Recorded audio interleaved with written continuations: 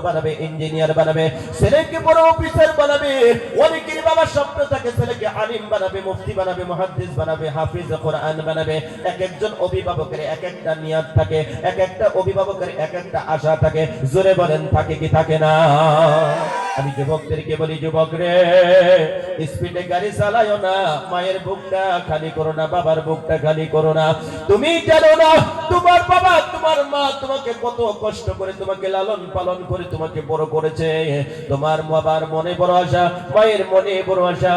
স্পিডে গাড়ি চালায়া আল্লাহর জমিনের থেকে বিদায় নিয়ে চলে যায় না। তোমার মা সারাটা জনম যতদিন আল্লাহর জমিনের মধ্যে বাঁচবে, তোমার মায়ের অন্তরের মধ্যে তুষের আগুন যেরকম জ্বলে, তোমার মায়ের অন্তরের মধ্যে তুষের আগুন যেরকম নিভি নিভি করে জ্বলবে। আমি যুবকদেরকে বলি, যুবক খুব হুঁশ করে গাড়ি চালাইবা। যারা বড় গাড়ি চালাও, ছোট গাড়ি চালাও, বাইক চালাও, আর যে কোনো গাড়ি চালাও না কেন, খুব গুরুত্ব সহকারে অ্যাটেনশন দিয়ে মনোযোগ দিয়ে তোমরা গাড়ি চালাইবা। আল্লাহর জমিনের থেকে এত সহজে তোমাদের মৃত্যু হবে না, কারণ যত সময় পর্যন্ত আল্লাহ তোমাকে হায়াত দিয়েছে তুমি বাঁচতে পারবা। আমরা সুস্থ শরীরে সুস্থ জ্ঞানে গাড়ি চালাবো। জোরে বলি ইনশাআল্লাহ, আরো জোরে বলি ইনশাআল্লাহ। আরে কত যুবক আমরা দেখলাম, আপনারা দেখেছেন, কত সুন্দর পোশাক পরিধান করে, কত দামি জুতা পায়ের মধ্যে লাগাইছে। 1,20,000 টাকার গাড়ি, 1.5 লাখ টাকার গাড়ি, কেটিএম গাড়ি ওনার পিছনে আছে, ওনার সিটে ওনার আছে। আমার বন্ধুগণ গাড়িটার মধ্যে উঠছে, আমার বন্ধুগণ এমন জোরে স্পিডে চালাইতেছে। আল্লাহর বান্দা, আল্লাহর জমিনের থেকে কিছু সময়ের ভিতরেই এমন মানুষ দুনিয়ার থেকে বিদায় নিয়ে চলে যায়। আমি তাদেরকে বলি, যুবক আস্তে আস্তে গাড়ি চালাইবি, সম্মুখে আল্লাহর নিয়ামত দেখবা, বামে আল্লাহর নিয়ামত দেখবা, ডানে আল্লাহর নিয়ামত দেখবা, সম্মুখে আল্লাহর নিয়ামত দেখবা, প্রশংসা করবা আমার আল্লাহ। কানের মধ্যে হেডফোন লাগাইয়া গাড়ি চালাইও না, তোমার অ্যাটেনশন অন্যদিকে চলে যাবে, গাড়ি তোমার খুন্দা লাগার সম্ভাবনা আছে। জোরে বলো কথা ঠিক কিনা? আমার ভাইরা বাস্তব কথা বললেন। আবার আপনারা বলতে পারেন, কি হুজুর আনলাম, এগুলো কথা তো আমরা জানি, এই জানা কথাগুলো হুজুরে কেন কয়? ভাই মহতরম দোস্ত বুজুর্গ, কেন বলছি? আপনাদেরকে সতর্কর জন্য বলছি। যুবকদেরকে, যুবক তোমাকে সতর্ক হইতে হবে। তোমাকে একজন এডিসি হতে হবে, তোমাকে এমপি হতে হবে, তোমাকে মিনিস্টার হতে হবে, তোমাকে এমএলএ হতে হবে, তোমাকে একজন আলিম হতে হবে। কারণ আপনাদের এমএলএ যিনি বর্তমান আছে, একটা সময় উনি এমএলএ থাকবে না, এই জমিনের থেকে বিদায় নিয়ে চলে যাবে। সেই যোগ্যতা, সেই ক্ষমতা তোমাকে অধ্যয়ন করে লেখাপড়া যোগ্যতা অর্জন করতে হবে। কথা বলেন ঠিক কিনা? যুবকদেরকে বলি, যুবক তোমার চরিত্র তুমি ভালো করো, একজন চরিত্রবান যুবক হও, ভালো করে স্কুল কলেজ ইউনিভার্সিটিতে লেখাপড়া করো। লোকে তোমাকে আঁকড়ে নিবে, জনগণে তোমাকে আঁকড়ে নিবে, তোমাকে দেশের, তোমাকে এলাকার বড় লিডার তোমাকে বানিয়ে দিবে। কথা কোন ঠিক কিনা? যুবকেরা এরকম চুলের কাটিং দে, তারা দেশের লিডার বানাইবো? ভাই কথা কই না, বানাইবো? চুল কাটতে বর্তমান নাম হলে ইতারে যে সেরানে খারাপ পায়, সেরান বুঝেন আপনারা?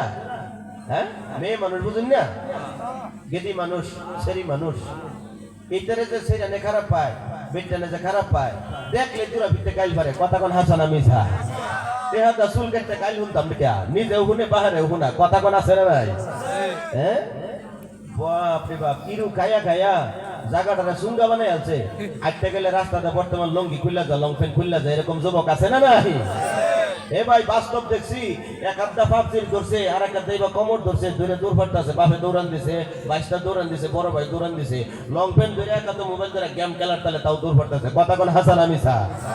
এই যে গরমের দিন সামনে আইতেছে ভাই, দেখবেন কালবারের মধ্যে বইয়া বর্তমান জামাতে তারা পাবজি খেলায়। মুসলমানের সন্তান আসেনি ভাই, লেখাপড়ার মধ্যে মন নাই, পাবজি খেলায় না ফুলাহান, দেশের লিডারগিরি করতে পারবো? পারতো না।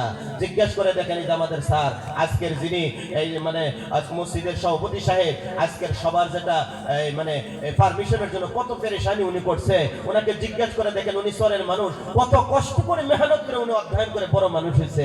আমার বন্ধুগণ, আমার ভাইয়েরা, কষ্ট না করলে বড় মানুষ হওয়া যায় না। আমি যুবকদেরকে বলি, যুবক বাবা গরিব ঠেলা ভাইয়া খায়, ফিলফিলি চালায় খায়, কষ্ট করে চলে, তুমি অধ্যয়ন করে লেখাপড়া করো, বড় মানুষ হইতে পারবা। মুসলমান জিল্লায় বলো কথা ঠিক কিনা? তোমার মনে একটা থাকতে হবে, একটা মানে মনের মধ্যে একটা তোমার জিদ রাখতে হবে যে আমার বাবা ঠেলা চালক, আমার বাবা রিক্সা চালক, আমার বাবা ফিলফিলি চালায়, আমার বাবা কত কষ্ট করে মানুষের দিন হাজিরা করে আমার টাকা দেয়, এই টাকা দিয়া আমি অধ্যয়ন করতে হইব, এই টাকা অযথা নষ্ট করা যাইব না। আল্লাহ আপনি আমাকে বুঝে শুনে বিদ্যা অর্জন করার তৌফিক দান করুক, সকলে বলি আমিন। আরেকটু জোরে বলি আমিন।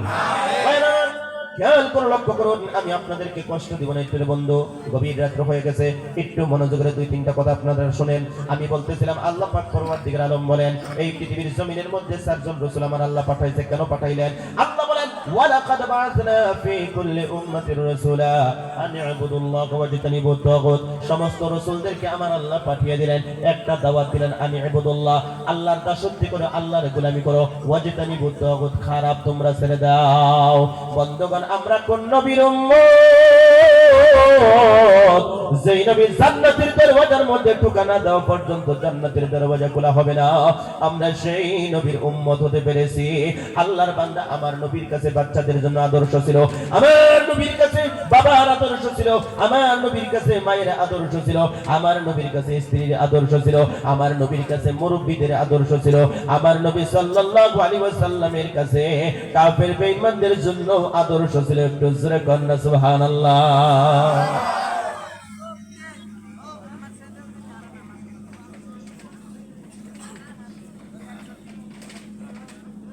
একটু জিকির করেন লা ইলাহা ইল্লাল্লাহ, আর জোরে লা ইলাহা ইল্লাল্লাহ মুহাম্মাদুর রাসূলুল্লাহ সাল্লাল্লাহু আলাইহি ওয়াসাল্লাম।